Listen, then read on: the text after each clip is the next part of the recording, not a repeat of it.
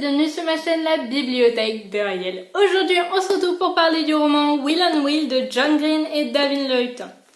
Je sais pas du tout si j'ai bien dit son nom. Je l'ai un peu passé en mode David Lloyd. Bon, on va dire que c'était ça. Hello à tous, c'est Ariel du futur qui est en train de monter la vidéo. Et je viens de me rendre compte qu'en fait le gars ne s'appelle pas du tout David Leuitan, c'est un V sur la couverture, donc c'est David Levitan ou Lévitan, je sais pas, mais voilà. Donc pendant toute la vidéo je vais l'appeler David Leuitan, amusez-vous à regarder ça. Juste avant que je commence cette vidéo, si tu aimes les chaînes Booktube, c'est-à-dire avis de lecture, défis littéraires, reading vlog, book haul, etc., n'hésite pas à t'abonner à ma chaîne YouTube et à aller voir mes autres vidéos. Et maintenant, c'est parti. Alors, qu'est-ce que j'ai pensé de Will and Will de John Green et David Lloyd? En fait, il faut savoir que Will and Will, j'avais pas trop prévu de le lire, je sais pas pourquoi, il me disait un peu rien, quoi, j'avais pas trop envie.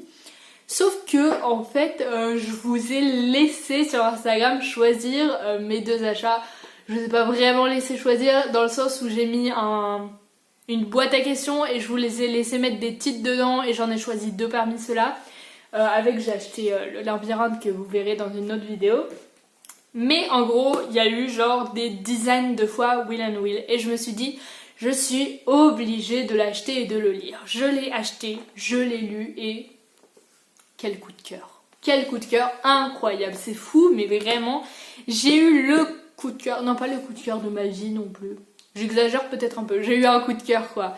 En gros, Will and Will, c'est l'histoire d'un garçon qui s'appelle Will Grayson et qui, en gros, a un meilleur ami qui s'appelle Tinny, qui est gay et qui est très populaire, qui aime bien parler fort, etc.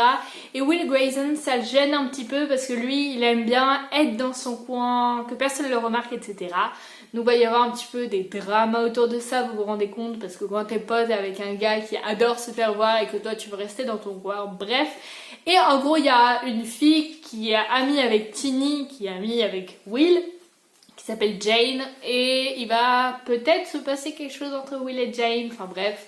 Lui qui ne veut pas se faire remarquer, ça va être plutôt mal parti. Et il y a un autre Will Grayson qui habite à quelques heures d'ici et qui est dépressif, il prend des traitements, etc.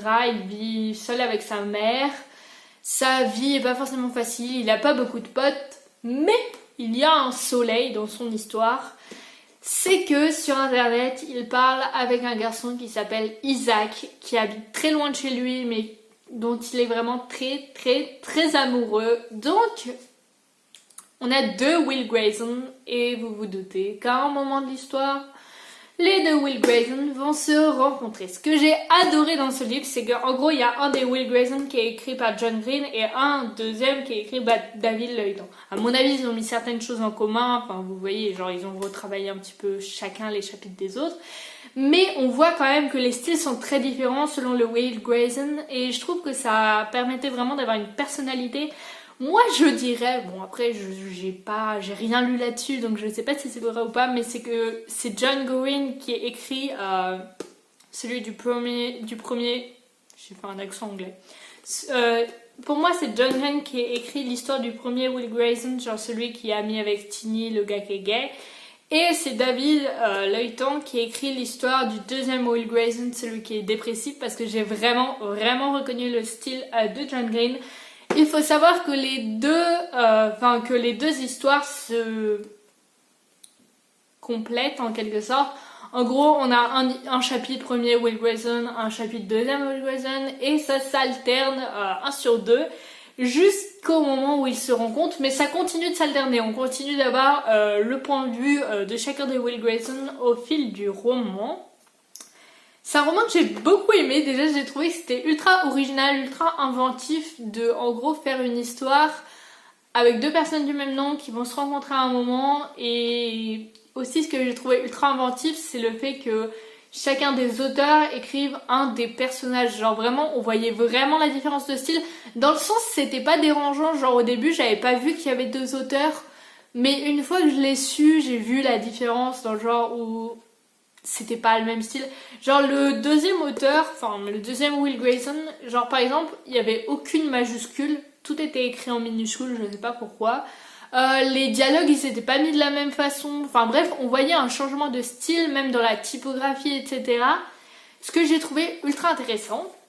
L'histoire, j'ai trouvé qu'elle était ultra belle parce que c'est pas genre oh my god, je suis gay, c'est la révélation du livre. Parce qu'en gros, souvent pour les auteurs, être gay c'est un big.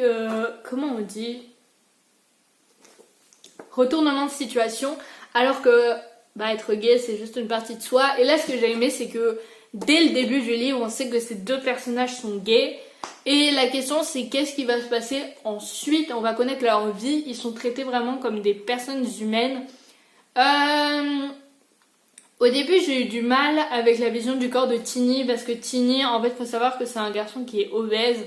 Et au début j'ai trouvé que la vision de son corps était mal traitée. Mais en fait au final j'ai compris que c'était plus pour montrer qu'en fait, quelle que soit son apparence, on peut être gay. Genre les gays c'est pas juste les beaux gars footballeurs, voilà. Et donc c'était vraiment pour moi, au début c'était très dérangeant j'ai trouvé, mais au fil du roman je trouve que c'est devenu vraiment plutôt au contraire un message de tolérance.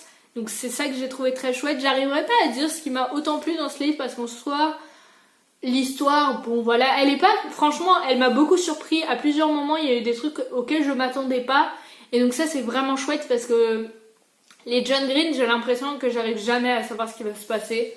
C'était dans le cas dans Qui es-tu Alaska, c'était dans le cas dans Nos étoiles contraires, c'était le cas dans Will and Will. J'ai lu un autre de John Green mais je me souviens plus son nom, comme quoi il m'a pas beaucoup marqué. Bref, en fait j'ai l'impression que souvent John Green il essaye de nous amener vers une direction et en fait après de nous dire non, c'était pas là que je voulais t'emmener, c'était pas ça que je voulais te dire.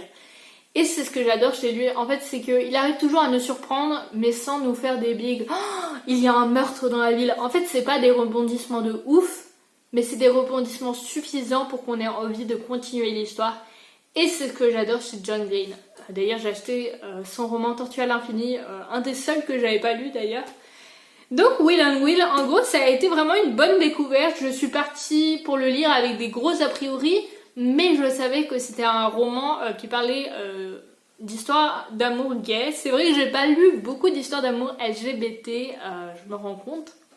En soi, j'ai lu vraiment très peu de romans LGBT. Genre j'ai lu Fragile.